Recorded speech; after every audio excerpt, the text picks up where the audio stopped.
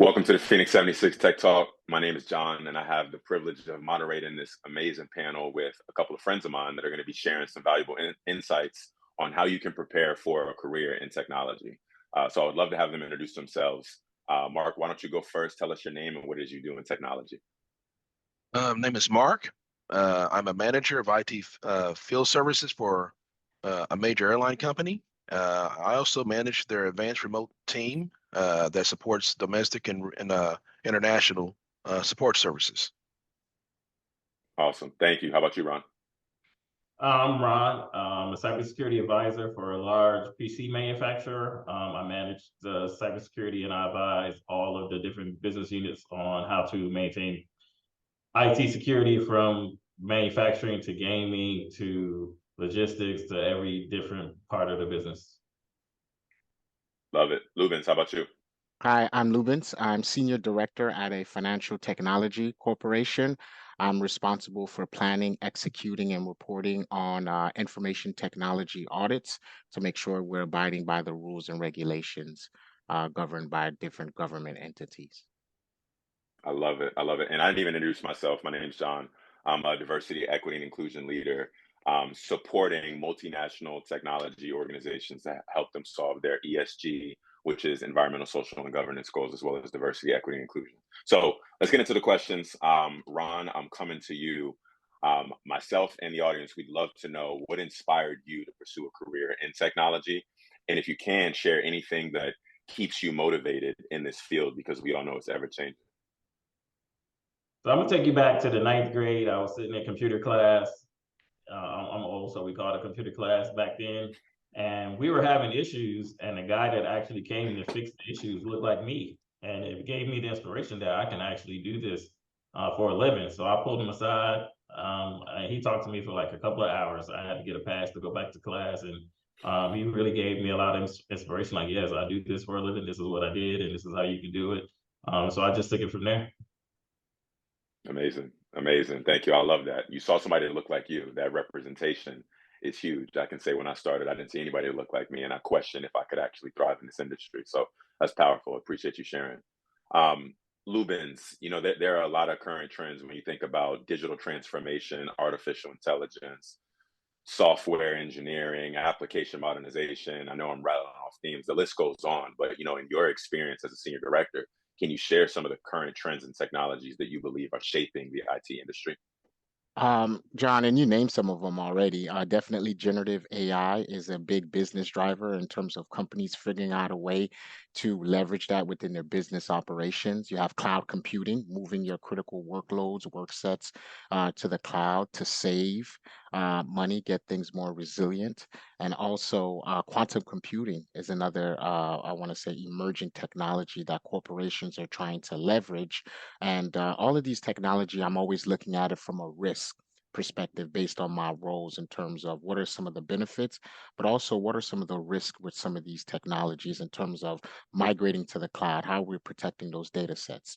Generative AI, how we are making sure there's fairness and non-biases within the training models, and also quantum computing, how we are protecting the data from encryption, breaking down the encryption level. So all these emerging technologies are shaping the future of IT, but also I'm looking at their lens from a risk management perspective.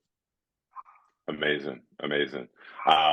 So Mark, I'm coming to you because Lubin just rattled off a lot. Generative AI, quantum computing. Someone that's listening might be thinking, how do I tap into all of that? So Mark, can you talk about some of the key skills and competencies that aspiring technology professionals should focus on developing? And maybe you lean into how Lubin just answered the previous question with your response. Right. Really, Rubens is at the forefront of the latest technology, right? But if someone's looking to migrate or merge into IT, the main thing is having soft skills. You've got to have that ability to communicate. You have to be resilient. And you have to be able to meet deadlines and have an expectation that technology is always changing. A lot of the technology that we work with today was not available to us 5 years or 10 years ago, not in an active format that we see today. Technology is outpacing degrees. is outpacing longevity with workspan knowledge. So whatever you learn today, you're going to have to retrain on in the next several years. So my advice to anyone that's really getting into the IT industry is to understand this. It's a well-rounded field that requires you to be communicative, resilient, and built for the long haul. And if you can do those three things, then you're going to be very successful in the IT industry. That's amazing. Amazing, Mark. Thank you. Ron, I'm coming back to you. And I think something that's important in my experience being a former technology recruiter is networking, building relationships, right? You already touched on representation. I think that's huge. But can you talk about how you approach networking and building professional relationships within the IT community? So at the end of the day, when you think about any technology career or any career, at the end of the day, it's people that get things done. You know, when we think about the AI and the clouds and all of that, but none of this happening without people. And being a consultant for 15 years, you have to network. At the end of the day, like Lubens is in financial, Mark is in airline industry. At the end of the day, you're selling stuff, right? Selling airline tickets or financial or PCs in my case. So you have to be able to have the people skills to deal with the customers, internal and external. Being in cybersecurity, we look at the business units as our customers, so we have to be able to work with them. If you have vulnerabilities, if you have things you need the business to do, if you have cybersecurity threats and you need the people to do updates, or if someone's not in line with their PCI compliance or whatever the case may be, we have legal issues all the time from the cybersecurity standpoint where we might have a product that got developed and now the threat actor took that our new product that we're going to put out next year. Now we have to complete it. We do have to get legal involved. So you have to be able to have the people skills, and you have to deal with your competitors as well. So a lot of times, the people skills are super needed, and you have to develop your skills, and you get your skills from people that have better skills than you. So you have to be able to have good, networking and people skills, and that's how you progress in your career. I mean, as Black people, we're mostly taught just work hard and keep your head down, and that's how you're gonna move up. But that's not true at all. Everybody gets there with help from somebody else. So I think it's important to have a mentor, someone in leadership like a Lubens that's a senior director. I don't care if you're just in the door and you're a help desk, try to get in good with the senior director or someone to try to help you learn how to, take the guesswork out and learn how to progress your career.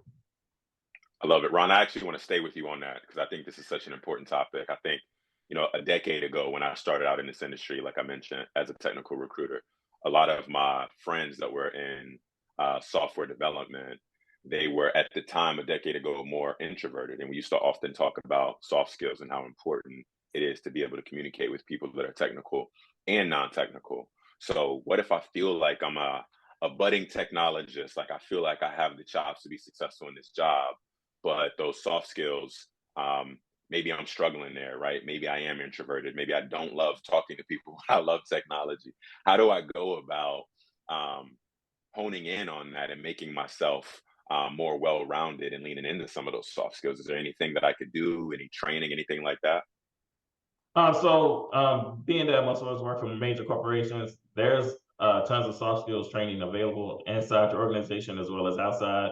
Like I'm a member of Toastmasters. I go and that helps me work on my soft skills.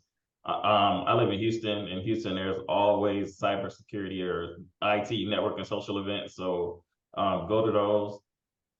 Just go to family events and just start talking. And once you start feeling comfortable with people that you're comfortable with, you'll start feeling more comfortable with people you're not.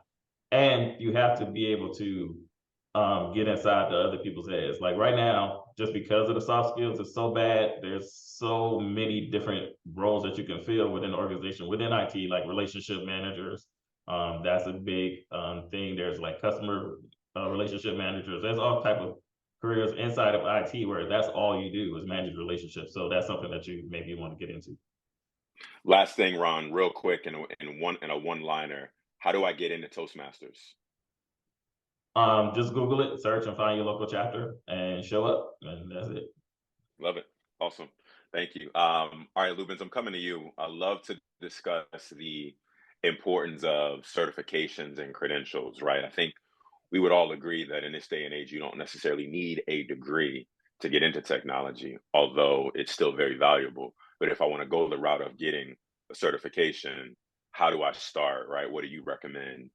Does it matter? I think about myself and my experience. I've helped folks get their A plus, well, CompTIA A plus, excuse me, certification, which allowed them to embark on an IT support career, desktop support, data center technician. That's just one specific area, right? What would you recommend, Lubens, if I'm looking at potential certifications to get into technology? Great question. I think certifications are instrumental in your career. I teach at Columbia University and also Baruch College at New York City. And one of the things that I tell my students is that getting a certification, coupling with your degree and your experience, kind of makes you a better, not only professional, but makes you marketable in the industry. As you mentioned, CompTIA. It's a great foundational certification that I do recommend individuals to get as they're entering into the IT field. It provides you that foundational experience, that foundational, I want to say, skill set for you to enter that particular field. And there's specialized certifications that I also recommend. Once you figure out your specialty that you want to get into, you want to kind of search those specific certifications, such as a certification within security. The CISSP is one big certification that really kind of sets you up to be a professional or a subject matter expert in the security domain. I also recommend the CISA, which is by Osaka, which is a certified information system auditor, which also kind of gives you that experience to be that subject matter expert in auditing information systems, identifying risk, and proposing solutions. So certifications are essential within your career. So no matter what you decide to get into, look out for certifications within that specific area and try to obtain it because it'll only help you become more marketable, a better professional, and also you can earn more money with your certifications. Absolutely. So, Lubens, I'm going to stay with you again. Earlier, we were talking about digital transformation overall, and within that, we talked about generative AI. We talked about quantum computing, among other things. The certifications that we just named, do you believe that those certifications can help us pursue the changing industry when you think about quantum computing, when you think about generative AI? Are there any other certifications that we should look at as well? Some of the certifications, what they do is they update the curriculum to include these new technologies because they understand that individuals need those skill sets within cloud computing. Within the CISSP, there are sections in there that talks about cloud computing and also the certified information system auditors. They have information on artificial intelligence and training. So a lot of the certifications are updating their curriculum to include these emerging technologies so that professionals or people getting into the industry kind of have that background information. I love it. And if I don't have the means to shell out a lot of cash for certifications, are there free versions, maybe ones that are more inexpensive? Anything that the audience should know about pricing? The pricing, there are certifications. It can cost a lot, but there are certifications that are less expensive. I believe the CompTIA TIA is about $250. There are waivers, there are opportunities to kind of have it waived or have it sponsored. Just have to reach out to your network or reach out to the company that's providing that certification to find out how, from a financial perspective, they can help you out there. But there are certifications that are less expensive that one can embark on. I love it. And I'll just chime in one more thing before I come to you, Mark, on that. There's also Grow with Google for the Mhm. listeners. Grow with Google will give you free certifications as well. You can just type that in online and see what certifications are available for you. Thank you, Lubin. So, Mark, I'm going to come to you and talk about the importance of mentorship, right? I would love to understand in your specific journey, and I'm sure the listeners would as well, how mentorship has aided you in your career and your journey within technology. Thank you, John. Yeah, mentorship plays a valuable role in your career growth. One, a mentor is someone that's really going to provide you with guidance on actually growing your job field. As they say, going up the corporate ladder. You're not just going to have one mentor. You're going to have several over the course of your career. And it's not to a disadvantage that you don't have, you have several mentors at one time for different reasons. I'll speak directly on myself. I have roughly 3 to 4 mentors at any given time. I have a board level, I have a executive level, mid-level, senior manager, and really I have some mentors that really I can ask serious questions to and receive honest feedback from. So that's my inner circle mentorship. So mentoring is a valuable part of growing your career. As Ron mentioned earlier, uh, no one gets to other levels of the organization without help. You're not going to get there with all the talent that you have, working long hours, beating down the door. It's really about those inner office personal relationships that you build and the relationships that you establish. Mentorship is one of those. And I definitely encourage anyone getting into the IT industry to definitely seek a mentor when they enter into a new career organization. So thank you, Mark. And maybe I'm speaking for myself, but I'm trying to speak from the lens of a listener. I Mm-hmm. might be someone listening saying, hey, I've heard about mentorship a lot. I understand how powerful it is, but maybe I don't even know where to start to find a mentor. What advice would you have for anyone that's in that situation? Well, there's one avenue. One is what we say is cold calling. One is introducing yourself. I think, John, you missed that. You mentioned about being an extrovert. We have to come out of our shell. And sometimes that's difficult, but it doesn't mean that you can't have the soft skills necessary to go up and introduce yourself. Hello, I'm I'm Mark. I work in this department. Then over several interactions, hey, if you're available to mentor, if not, could you recommend someone that I could speak to that actually could mentor me and actually help me develop myself? Personally, I've just walked up and introduced myself, found something intriguing about that individual, and asked, hey, could I have a phone call with you, 5 minutes? And then from there, that starts a relationship. One, they see your passion and your eagerness and your desire to go into that field. It does require you, as I say, opening your mouth and communicating. Remember, you are the most valuable thing that you're representing. No one else is going to drive you to the next level. So you have to place time and effort into your well-being.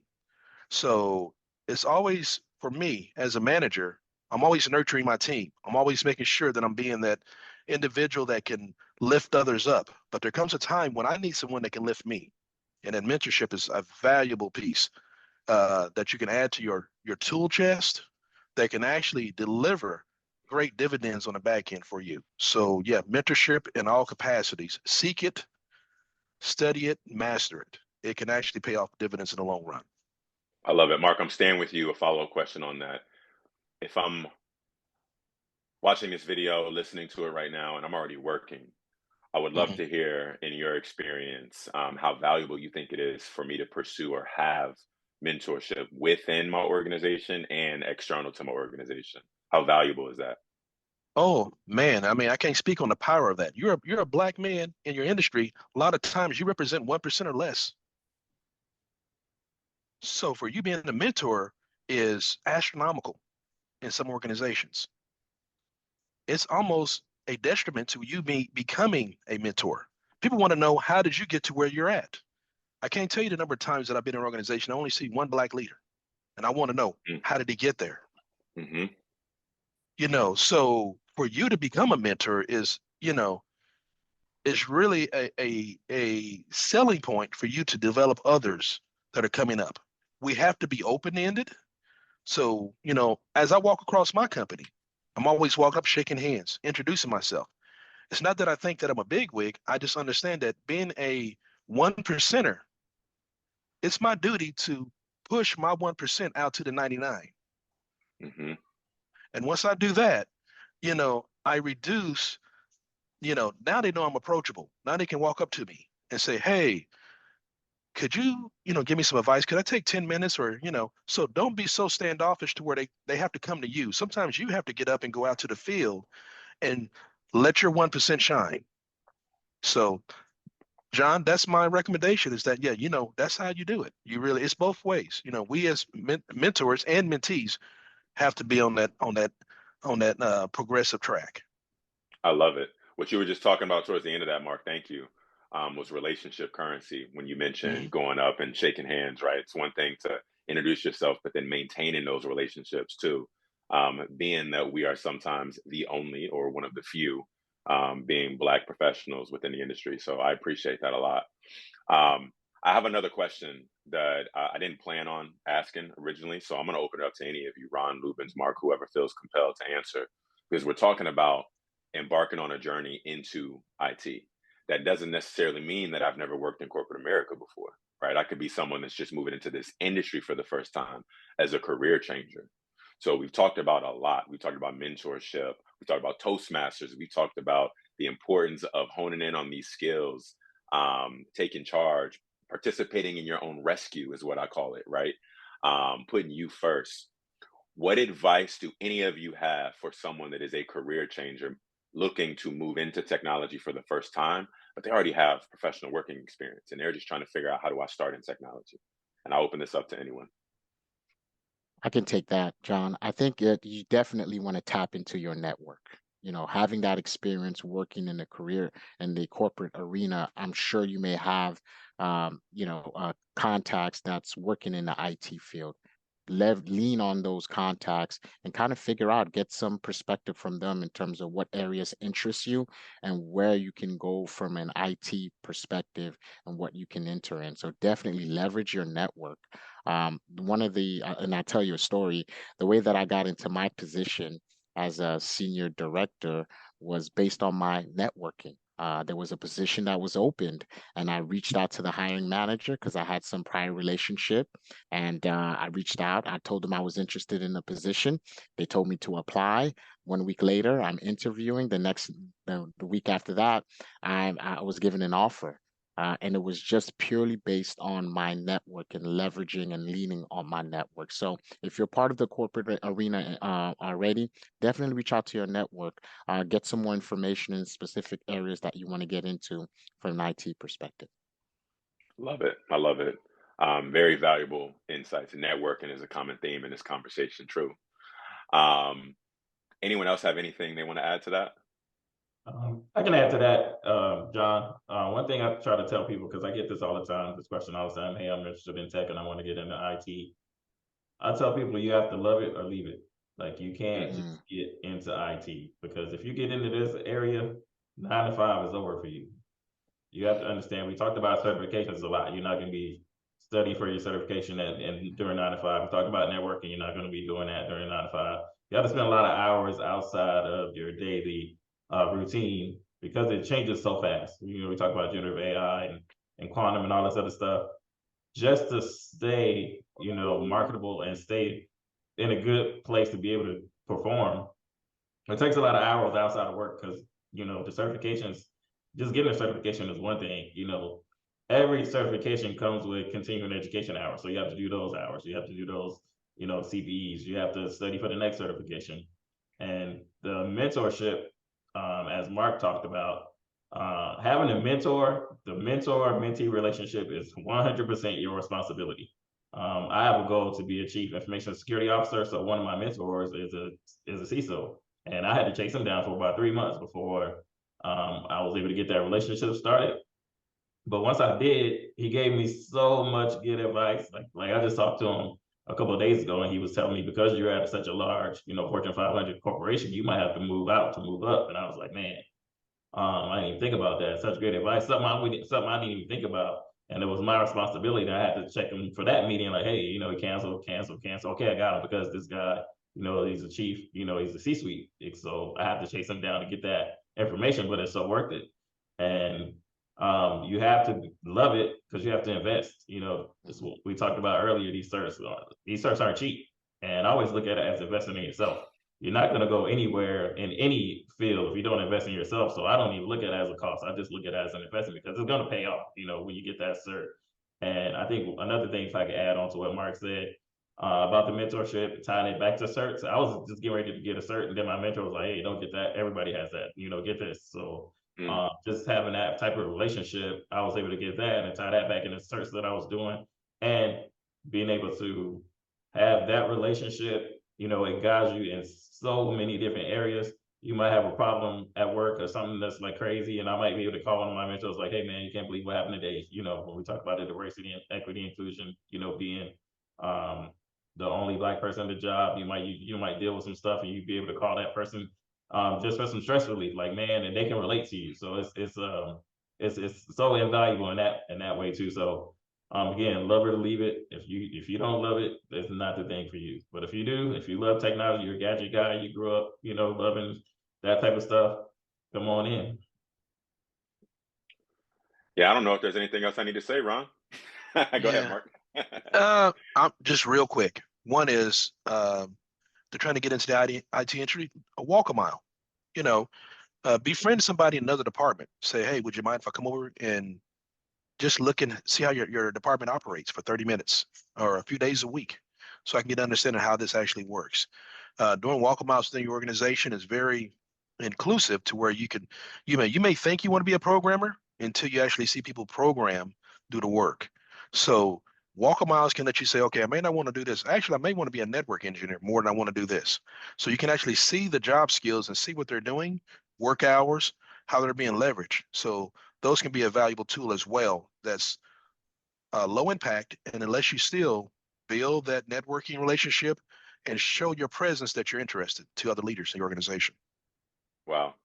Listen, we're at time. I appreciate the three of you so much. I know that the listeners will as well.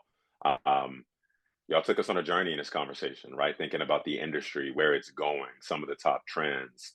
And two major things I took away are do your research and talk to people, right? Got to have conversations, because if you're already working, you have an opportunity to go connect with people that are doing things that you want to do. And if you're not yet, you can step out and build relationships with people that you don't know yet. So appreciate the three of you. Very valuable insights. Thank you. And appreciate everyone for listening. All right. Thank you. Thank you.